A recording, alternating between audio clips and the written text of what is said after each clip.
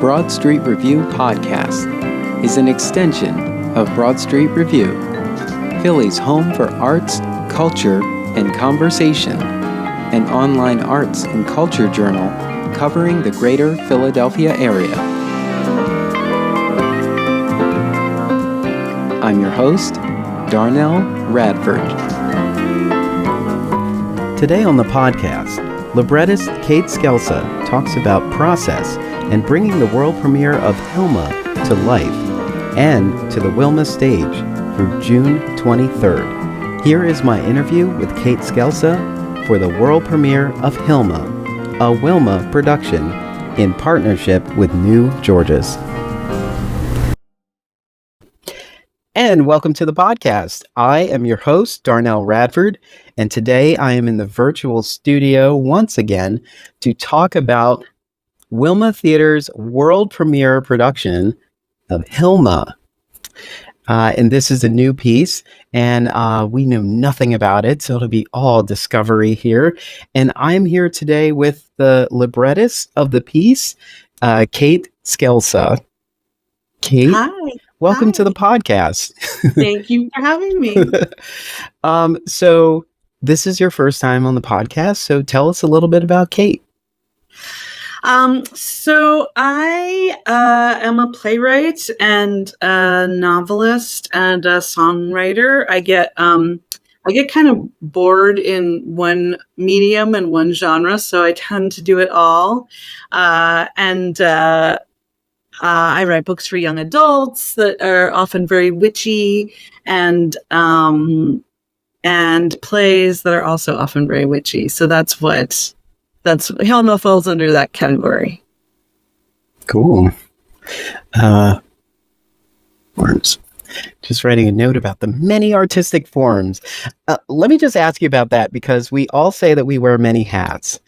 Do you feel like a more well-rounded artist because you're not limiting yourself to a specific art form? Is it bringing joy to to tap into all kinds of things? Yeah, it actually just keeps me interested in writing, because I found out the first time I wrote a novel that I would reward myself by also having a Word doc open that was a play. And so I would try to procrastinate with the play from the novel rather than, procrastinate with Instagram. Yeah. And I found like that could be a treat to work. It would like train my brain to think, okay, this thing is work, but this thing over here is fun, but still be productive. And that's how I started writing songs as well. I had never written lyrics for music before. And I started doing it, I think, as a distraction from something I was supposed to be writing. But it's mostly to keep me interested. Yeah. It's interesting. Many writers have a love-hate relationship with their craft. It's hard to like discipline yourself to sit down and write, but once you're writing, you're in it and fueled by it.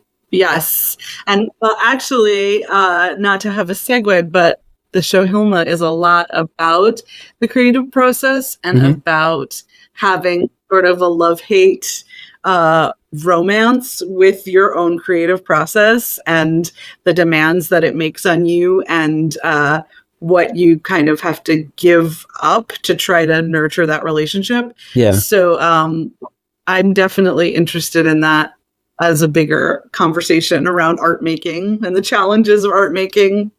Yeah, I think, as I was reading the description, and thank you to the Wilma for the abundance of information about this piece. Like, Wilma is fully aware that this is a world premiere and people may not know a whole lot about it. So they provided tons of information on their website, and not that you need it to go into the theater to enjoy yourself, but it's great to have that backstory, that foundational information.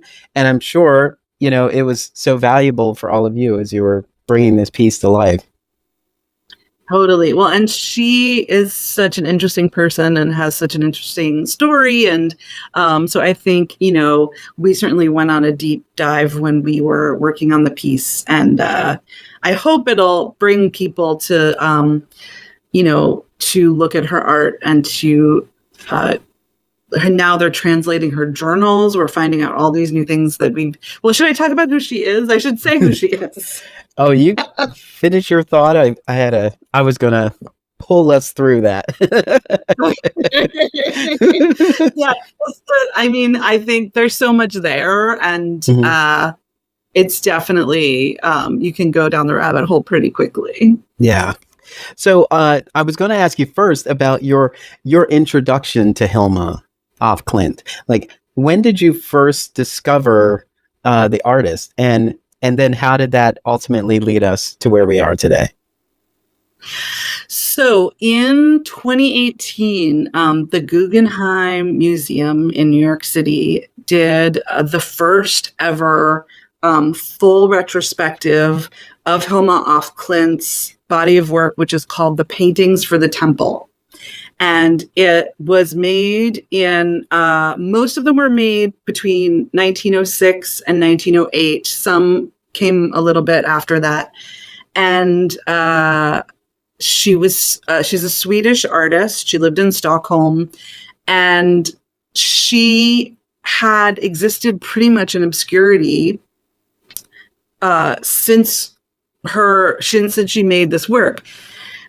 Now, the Guggenheim was presenting it as a challenge to our conventional understanding of the history of abstract art, because Hilma's art, now, if we put it in the timeline of the history of art, this is some of the first non-representational abstract art that was made, before Kandinsky, before anyone else that we normally give credit to. So the Guggenheim was presenting this body of work, and I kind of went to the show on a whim. I knew it looked cool. The images I saw were like these weird pink abstractions, and people were really talking about it. And it was when I was at the show that the other context of the work became fascinating to me, because she made this work within the context of a spiritualist practice in which she was communicating with, she called them the high masters, these spirit guides that were giving her instructions about what to paint, how to paint it. And that's sort of why they were so unusual for the time. They're huge. They're 8 by 10 feet, some of them. They exist in these series. One's a series of, childhood, adulthood, old age. One is a series that's supposed to be for an altar for this temple. And that show at the Guggenheim is currently their most successful, most attended show of all time. So something about this artist really hit a nerve for people. And my collaborator, Rob Johansson, and I both saw that show in 2018. And I think it just kind of stuck with us. And it was a couple years later that we started playing around with this idea of making an evening length musical work about her and inspired by her, and kind of taking her practice of using spirituality and mysticism in her art and exploring that for ourselves. All right. How did a musical come out of this experience? That's what I find to be real interesting, because I love music as a vessel for telling stories. I think it's just a great medium. Everyone can resonate, and you can listen to a well-crafted song and follow along with the story without having the visual, and then just be completely overwhelmed by the visual when you have it. But after experiencing that art that's in a tangible medium, what inspired it as a musical? What made you think about it? So, Rob and I had been writing songs together for about 4 years at that point. We have a band called The Witch Ones, and so we collaborate on that. And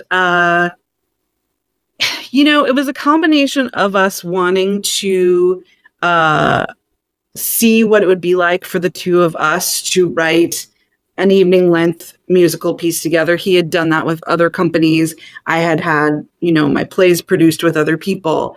So it was a little bit of an experiment for us to see what, taking that experience of writing a 4-minute long song together and seeing if we could, what would happen if we tried to do it for 2 hours. Mm-hmm. So that was part of it. And then Hilma really kind of wiggled her way in there in a way. Because we had both been really thinking about her, I felt strongly that I really wanted to write about a woman mystic.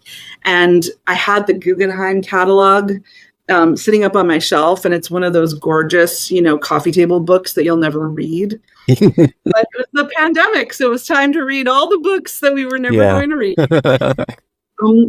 And as soon as I kind of took that book down off the shelf, I knew that she was the right subject because her work is so much about feeling and about instinct. And you can't really explain her work. And she kind of couldn't explain it either. She felt that she just channeled these shapes and these colors and these abstractions. And she wasn't even quite sure what they meant in a tangible way. So the story really lends itself to music for me because it's not about thinking, it's about feeling, right? And that's what music can do for us. So it's actually an opera. It's a totally sung through piece that incorporates a lot of different elements of musical theater, of more traditional opera. It's all kind of thrown in there together in a big mix. Great. So as I was going through all of the information, valuable stuff, by the way, I'm going to keep saying that. Go to the website, get it. There's even a playlist of great music there as well. The explanation is that the piece is broken into 3 parts. Does that mean it's in 3 acts as well? Yes. Okay. Yes. And can you talk about the journey we go through in all 3 parts? Sure. Yeah. In an ideal world, I suppose everyone must feel this way. I wouldn't tell anyone anything before they come. I would just have everyone come with no expectations, and everything would be a surprise. But of course, we want to know about things before we see them, and we want to have conversations about them. So be mysterious about it. I'll try to. I'm going to be a little bit mysterious. So Act 1 takes us on this more traditional narrative arc of when Hilma first started getting involved in spiritualist groups, and takes her through receiving this commission from her spirit guides to create this body of work, and then through the beginning of that creation. And then Act 2, I really wanted to create almost a theatrical meditation for the audience that would be experienced as Hilma or as anyone would have an experience of trying to sort of access this mystical, eternal truth. So you might come back from intermission expecting more narrative, and you would not get it. We quickly go off the direction. But it was important to me to sort of implicate the audience in the fact of, not looking at this practice as something sort of odd or, she was crazy. She thought she was talking to spirits. But because that kind of practice is really deeply important to me also, in this idea of creativity as channeling, I kind of wanted the audience to be brought into that. So we get very trippy very quickly.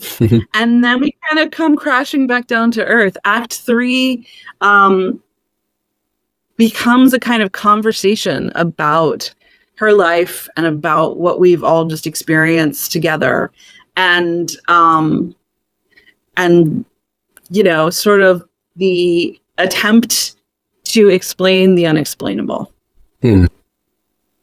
Wow. So now let's talk about how the concept of this piece, and let's talk about how Wilma enters the picture. Yeah, so we, Rob and I both knew Morgan Green, who is one of the artistic directors of the Wilma. And Rob had worked with her before, and I just was an admirer of her work and you know, knew her socially. And we started working on a small workshop showing of the show and kind of really thinking about what would it mean to get it up on its feet. And we weren't even quite done writing it. And we thought of Morgan as kind of this kindred spirit who would really understand, you know, like the traditional aspects of this. It has, you know, songs you can sing along to. It has story, but then it also goes off into these wild places. So yeah, so we approached Morgan and asked her if she would be interested in developing it with us. And she brought it to the Wilma as one of the artistic directors there and sort of presented it to see if they would be interested. And they were. It's felt like a very beautifully fated process. You know, there's been a lot of little puzzle pieces that came together in unusual ways that I never would have expected. We do think that Hilma's ghost is in support of the show and is providing some little pushes along the way and some little coincidences to help us out.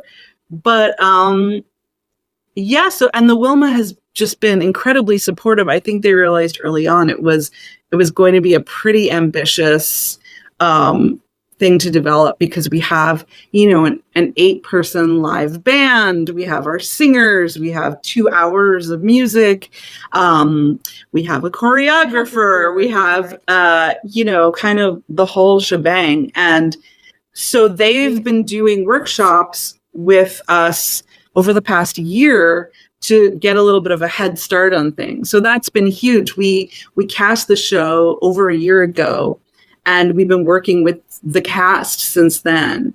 And I just love the Wilma. I mean, I've never experienced you know, a theater producing with this much support, and also just emotional support and just interest and enthusiasm about the project. Yeah. So I'm completely thrilled that that's where we ended up.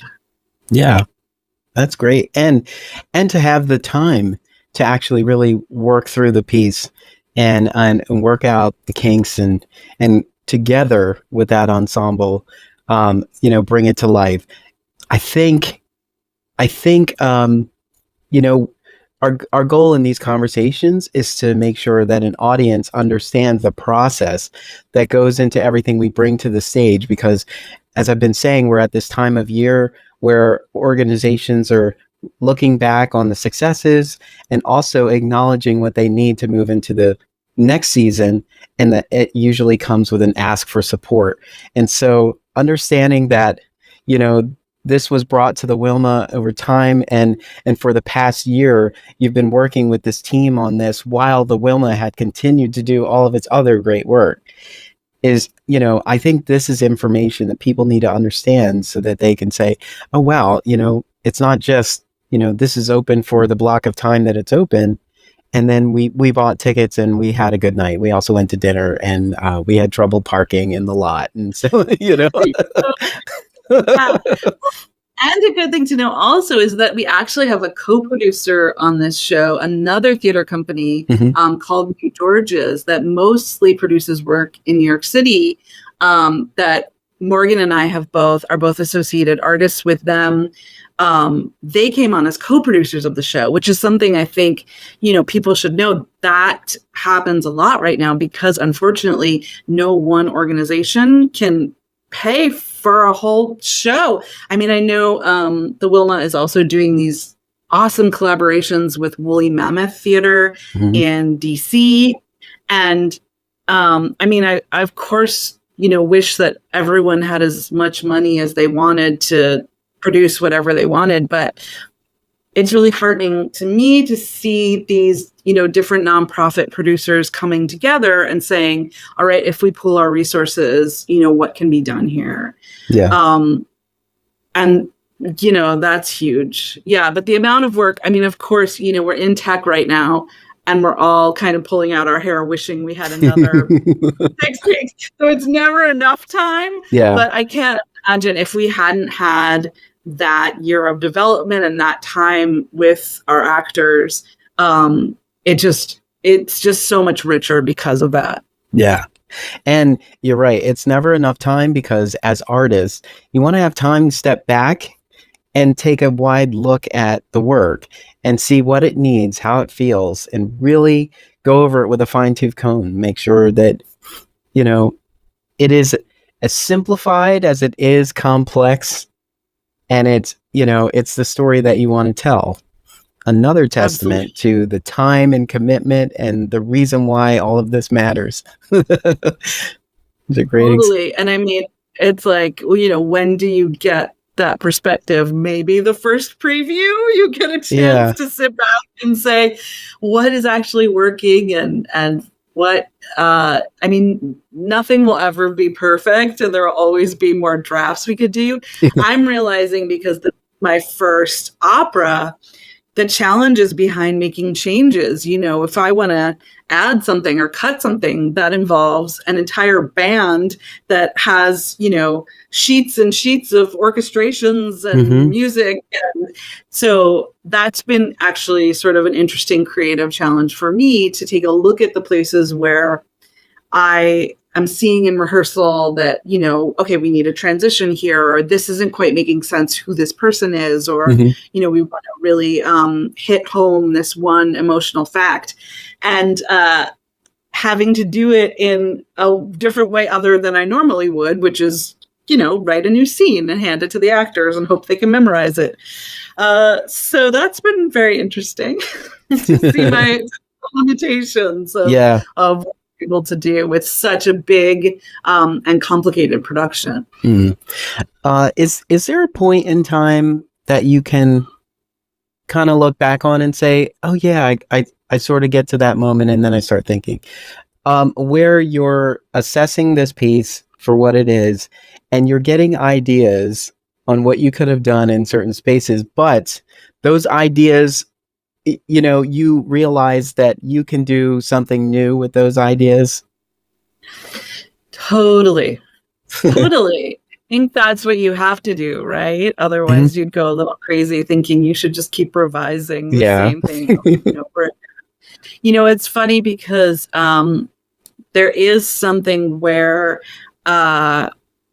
one of the characters in Act 1 is this historical figure, Rudolf Steiner, who there's sort of this legend that he came to Hilma's studio and saw her work and was very discouraging of her work. And he was a theosophist and an anthroposophist. He was someone who was very interested in creating systems and creating order and coming up with these very esoteric ideas.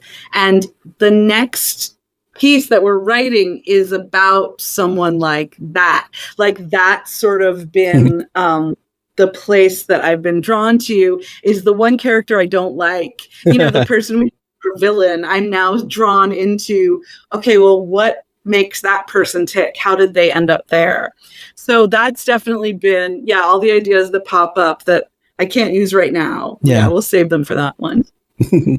That's great. I always think about that, like how much was cut, and what can you do with it? You repackage it and you add it to other stories, or you just keep it on the side. And then I say, like, see, this is how a play can become a screenplay, or this is how a play can become a TV series, because there's so many areas that you could really dive into. And if you could give them like a full episode or like a full moment, you could really flesh out those that experience as well. Yeah, I have a something that I wrote as a play that now is going to be a graphic novel. That I don't know when it'll be published, because graphic novels take a very long time. Yeah. But it was like an easy transition to make, because graphic novels also have scripts and are also so much about dialogue. So I am also always thinking the same way as you of, okay, how can I repackage? How can I use this material? Or you have, those projects in the back of your mind that you had to put in a drawer for whatever reason, and you would love an excuse to take out again. So I'm always thinking about those too. I think it's healthy too, because otherwise you would just stand still saying, like, I feel like this needs to be in here and I don't know where to put it. And if I put it here, I have to move all of this, and then I have to change all of this. And then, scene 3 doesn't make sense anymore if I put this in here. You're like, oh no, I can't. So instead of getting in your head, you just go, I think I can table this. I can package that into something else. Save this for later. I mean, it has been it's an interesting process, because I feel like I write quite differently when I'm writing with a collaborator like this, because I'm less likely to show them my first draft. I'm because I know as soon as I hand it to Rob, he's going to go off on his musical journey and start to really make something of it. And then it will be hard to take things away from him or to change things, because he'll sort of already be on this track of making it his own. Yeah. So there's a lot more structure and outlining in these projects than I normally just kind of let myself go and see what comes. So that's been really interesting too, to kind of try to get things as refined as possible before I then turn them over. Yeah. I mean, it doesn't mean we're not still making changes, and it doesn't mean things are perfect, but it's definitely a different process for me than when I'm writing alone. Yeah. Take us into the room, particularly at the beginning of rehearsal. At the beginning of the rehearsal period, like, where was the script at that time, and what started first? We were really, in these workshops we were really jumping all over the 3 acts. I mean, the 3 acts are such different styles. And I think there was a sense for Morgan, our director, to want to dip into each of them to sort of make sure they worked and make sure that we understood what they were. So this past January, we had a workshop, and then the previous June, in those, we really threw our actors into the deep end of just learning this super complicated music, which much of it is 5-part harmonies, some a total 5-part harmonies, like very, very challenging music. And the thing that's been really amazing to me has been how game everyone's been. I mean, there have been some days when people are like, okay, I need a break. This is my brain. But everyone has really been enthusiastic about, I feel like we've been able to see from the beginning what the whole of it was going to be. And it was really beautiful to me to see everyone put a lot of faith in that. There wasn't a lot of, the act 2 is weird, and why are we doing it this way? And you should change this. Everyone really took it for what it was right away. And like I said, there's been a lot of refining and a lot of going in and making sure that the story is being told the way we want it to be told. But we really threw them in quite early on to just like learn these crazy harmonies, go. And they did it. And they're doing it. They've done it. And now we're at this point in the process where we've all been doing that alone for so long. And now to come into the theater, I mean, the magic of suddenly you have a set, suddenly everyone's in costume, suddenly there's lights, and suddenly it's a real show. You've been doing in a weird empty room together and sort of imagining when it becomes concrete, it's just so wild. I'll never get over it. Art isn't easy. No. Just walk around singing it. It's just, you're like, yes, so we know. Yeah. Level the playing field. It can be so fun. And this, for me, honestly, is one of the most fun development periods and rehearsal periods I've been a part of. Like, I'm having the time of my life. I also will say I have the least responsibility right now. Like, as a librettist, I'm like making little changes and making sure everyone says their words right and giving my opinion about things. But I'm not lighting the show. I'm not making the costumes. So it's easy for me to sit back and say I'm having a grand old time while everyone else works.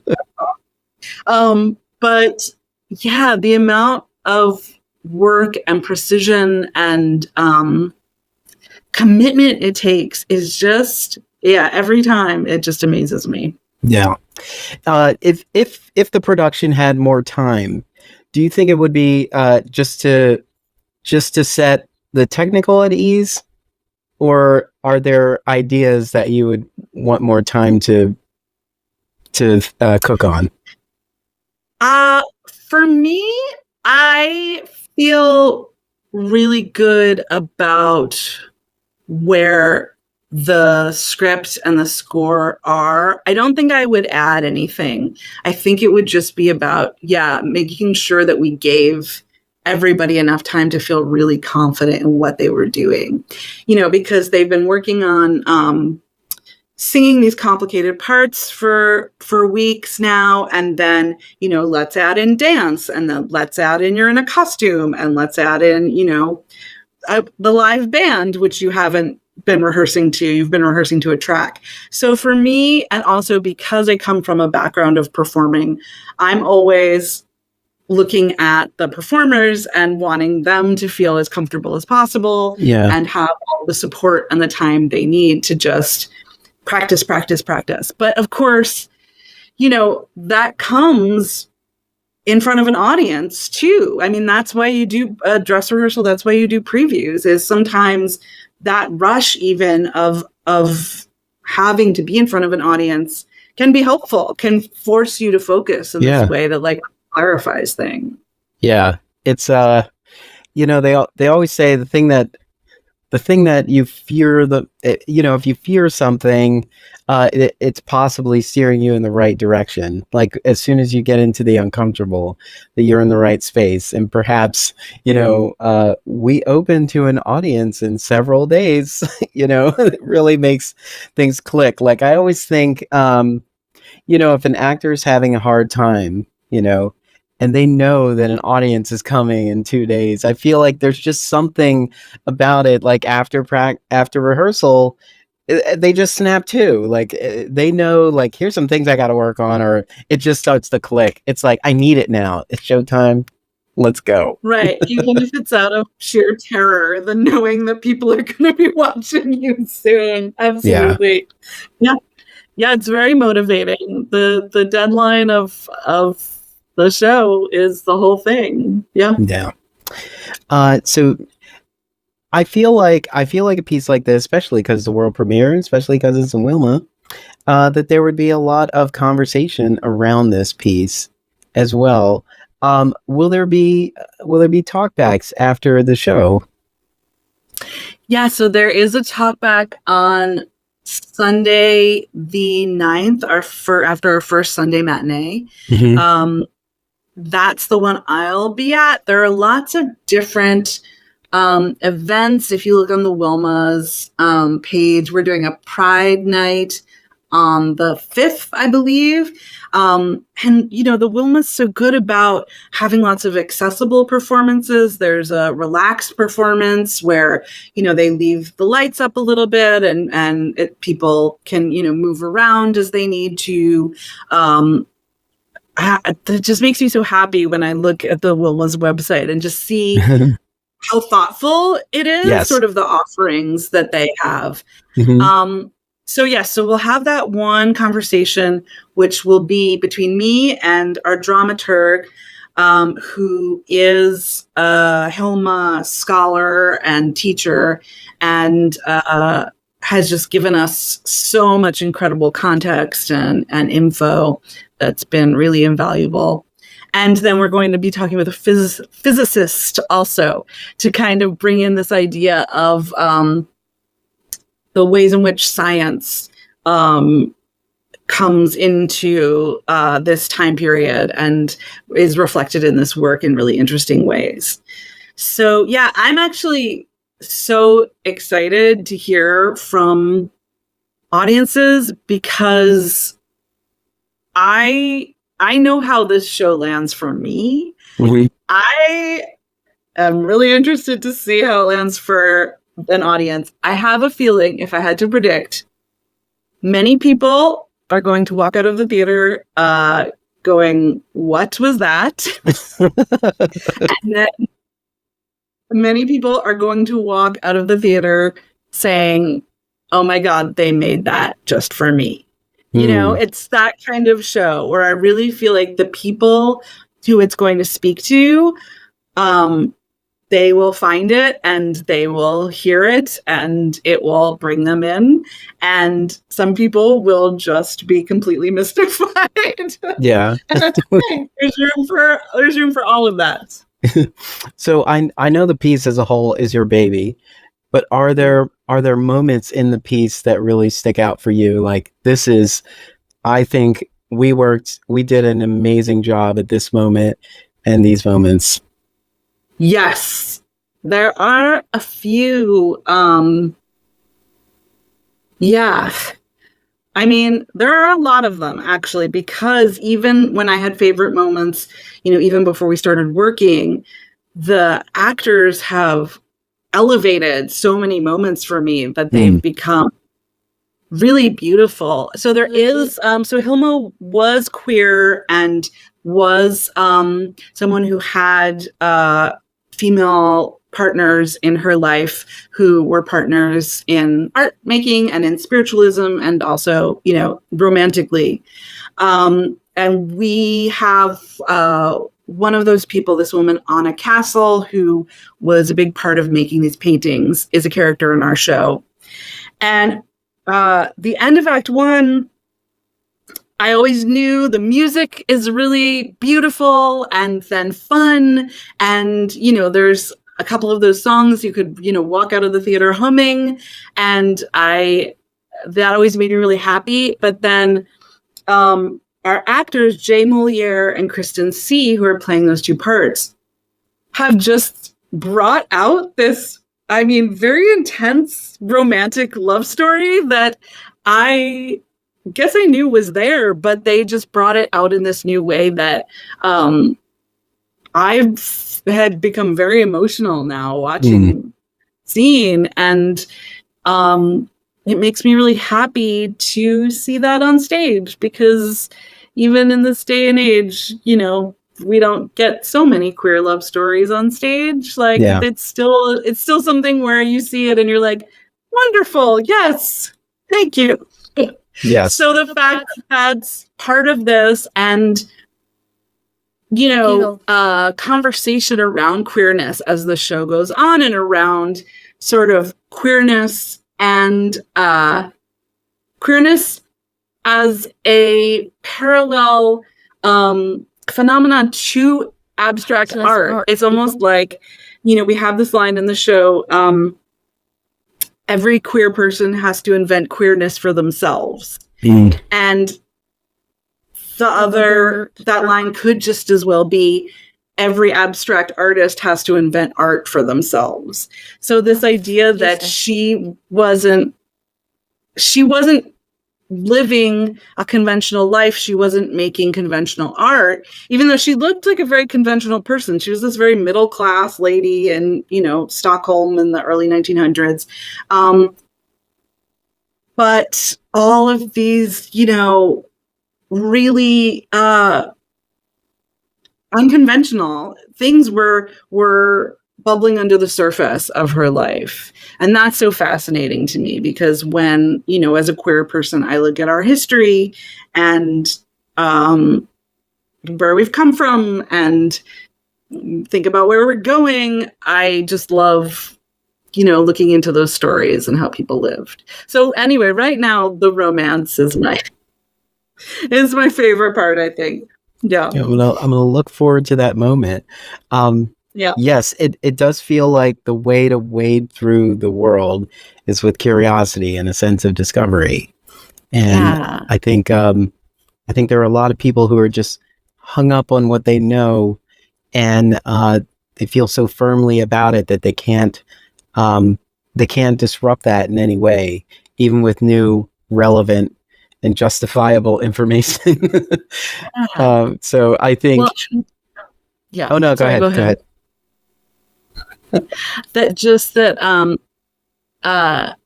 people also being scared to trust themselves, even, and to realize that maybe society is telling me this is the way to go, this is the thing to have, this is the person to be. I don't feel that inside, but they must know better than me. Other people must know better because, this is what society looks like. And the courage it takes to trust that inner voice and let it be your guide in how you want to live your life. That's a big part of this show for me, is the courage to be weird. She made weird art. It's weird. It looks weird now. It was very weird then, and that takes courage. Yeah. I love the elements of all this information provided that talk about how, her art was not appreciated during her lifetime. And there are many artists like that who are ahead of their time. And the thing is, like, there's such a fear that if you're not speaking to the moment, then what you have to offer and what you have to say is not going to be heard. And we just have to push through that as artists and be confident that what is coming out of us, what is pouring out of us artistically, is necessary and it's relevant and it will find its moment. And we just have to believe in that. I know it's hard to do that when, we're constantly motivated by criticism and reviews and so on. But, you just hope that the work itself is presented in such a way that it can find its audience. That's exactly right. Yeah. And she was very conscious of that.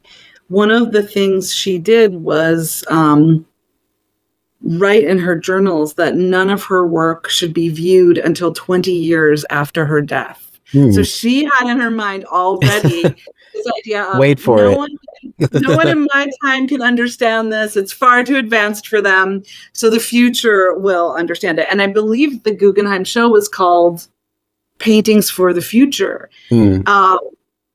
So that very much, it took way more than 20 years. It took 100 years for people to see and appreciate and embrace her work. So that's also this incredible lesson in patience, right? Yes. If people don't get you now, give it 100 years and maybe they'll understand you then. It brings new meaning to the phrase. We have more. Oh wait, I just ruined this. We have all the time in the world. That's what I was going to say. Oh yeah. all the time in the world. Well, it does make you think, like, time is this very elastic thing. The fact that Yeah. the other thing that's wild about these paintings is that they survived. They're painted on paper. They're very delicate, and they were kept in, Hilma left them all to her nephew, who kept them in an attic. They were not being preserved by, art preservationists. They were in an attic for at least 80 years. So the fact that the work even survived physically is this incredible kind of feat of time travel, really. Yeah. And I saw some of the images on the Guggenheim's website. It's like, wow, they are, they feel like they're towering.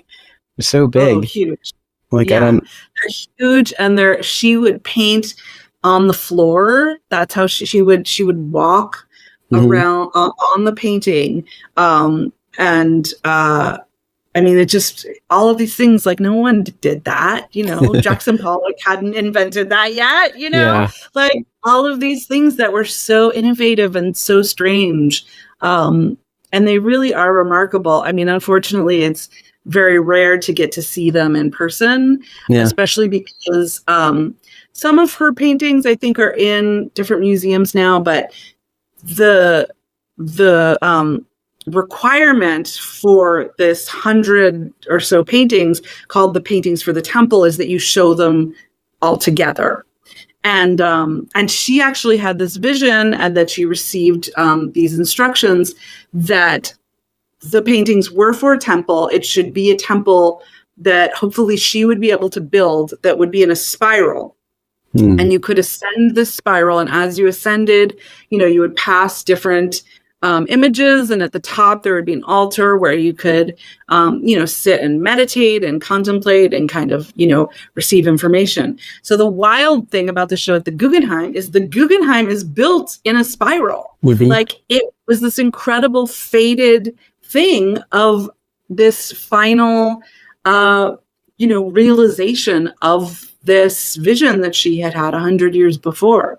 So that felt very magical to me. Yeah. Yeah. And that's, I love when the space is so much a part of your overall experience. And it's like, this is elevated to a higher level because of its current location. And it's another reason why we continuously revisit art over the years, like, especially with Shakespeare, for example. Like, everyone has a different interpretation, and we're in a different moment in time when these stories are told, and then we seek out its relevance to today and so on. And so that's why art, once it exists, can never die, in the sense it always has an opportunity to reinvent itself unconsciously, just because of the world continuing to change. I love that. Yeah, that's totally right. So I know we've kind of touched on this throughout the conversation, but we'll close out with a general thought of what do you think, or what do you hope the takeaways are from this overall experience from the audience? What do you hope they take away? I hope that, honestly, I'm going to have to write down what you said before about making art and trying to trust yourself and not worry about what anyone else thinks about your art. I mean, that for me is really the main thing here, is, and what we were saying about this idea of, I think everyone is creative, but even if you're a person who doesn't consider yourself creative, just this idea of opening yourself up to wisdom and information and inspiration, that whether you think you're channeling it from some higher beings, whether you think it's your imagination, whether you think, wherever you think ideas come from and creativity comes from, this idea of opening that channel and letting yourself be a channel for creative spirits. At the end of the day, that's what's most important to me in my life when I think about making work. That's what I have the most fun doing, is when you just kind of let things come and you don't know where they're coming from, and you write something, you don't even remember writing it, you just wrote it in kind of a daze. And because that's so magical to me, and that's so beautiful, and I feel like that's such a gift that I wish everyone understood that they possessed. So if people leave this show thinking about that and letting themselves think about what that kind of openness could mean in their own lives, that would make me so happy. That's great. I know that sometimes Wilma has a sort of display in the lobby where they engage the audience to respond to something. And if it's not already planned, I think it would be great to ask the audience about their own creative process. Like, tell us about your creative process on a sticky note. And so that way people could look at it and see, okay, I slave over it. I can only get work done at 3 a.m, or I have coffee, I have, I jot it down in a notebook and then I pour it out, So it would be interesting to see. Yeah. Run with that idea. Yeah, I will, because that's such a great idea. Yeah. And that really, I think, directs sort of, the conversation to us talking about, creativity. And creative practice, it doesn't look glamorous. It's not, it's often like trying to balance your laptop on a pile of laundry and it's not a glamorous situation. So I love hearing about other people's creative practices. So that would be great. Yeah, absolutely. This is a laptop, but it does not work on my lap. Right. I could never make that work. I still need a table of some sort, which is good on the train when they have the tray. All right. The production is Hilma. It is a world premiere produced in partnership with the New Georges, right? Yes. It is. The words are by Kate SCELSA. The music is by Robert Johansson, and it's directed by Morgan Green. And it's on stage at Wilma Theater, June 4th through the 23rd. And you can get your tickets by going to Wilma Theater, that's theater with the ER.org, and get 2 tickets, because theater is more fun with a +1. We always say that, and it is so true. So, Kate, thank you so much for taking the time to chat with me, to unpack this journey of bringing Hilma to the stage for a world premiere, and the partnerships and the many artists who came together to bring this piece to life. I'm looking forward to it. I already have my tickets. Yes! And thank you so much for taking the time to chat with me. This was truly a pleasure. Thank you. It's been great talking with you.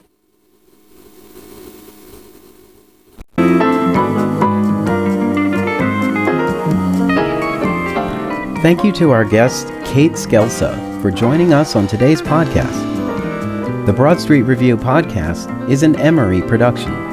If you would like to be a guest on the podcast, visit us online at em3ry.com. Get involved with Broad Street Review. Head on over to our website at broadstreetreview.com and click Get Involved at the top. While you're there, help keep us running, and click Donate to find out how. There you can also find our social media links. Thank you for your part in keeping the conversation going.